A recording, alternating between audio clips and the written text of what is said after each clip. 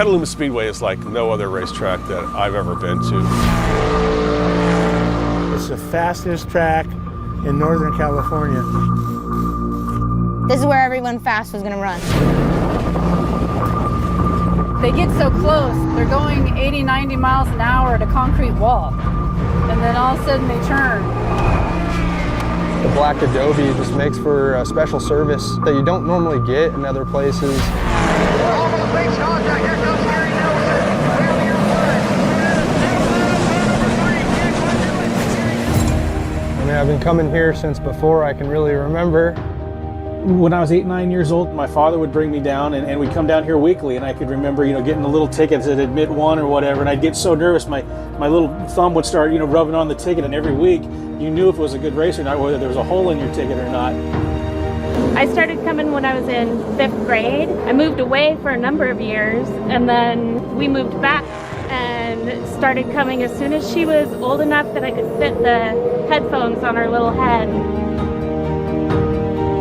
My future husband brought me here. We were married for 59 years, but we were way back in high school when we first came to Petaluma Raceway. Long time ago. My son's been racing here over 40 years.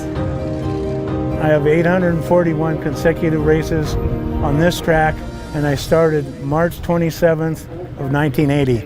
I've never missed a super stock race since then. There is quite a few different legacies that have raced there family-wise. My dad and grandfather raced here. Petaluma was my first track that I raced at. We would run here and then we'd run San Jose, and the San Jose guys, oh, you're from Petaluma. Our family's been racing for 76 or 77 years now. I think all 4 generations have raced here at this facility. My first memories really are being at the racetrack and being around family.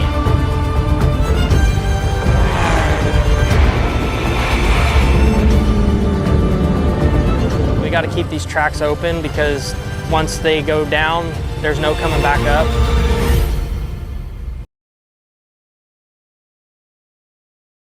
We have to face facts. It's going to be a stake to the heart of people in Petaluma too that have supported this track.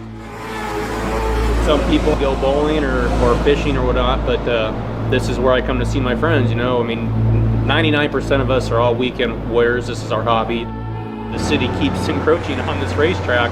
There's not much room left. I don't know what else they want to do. A lot of people would miss it just because it's such a big part of our culture here.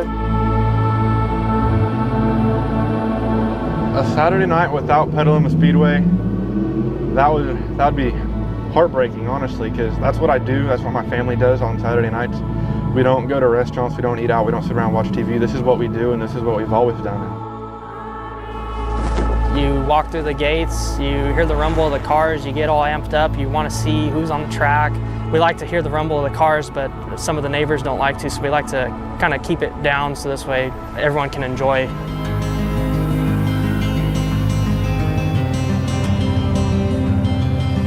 At some point, we need to preserve a piece of Americana, which this is a piece of Americana.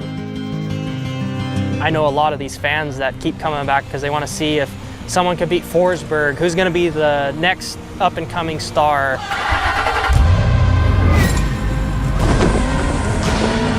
It's so much more than the racetrack. It's Saturday night affair, it's dinner at the track. I want my kids to experience things. I want them to be outdoors. I want them to say, I can do that one day.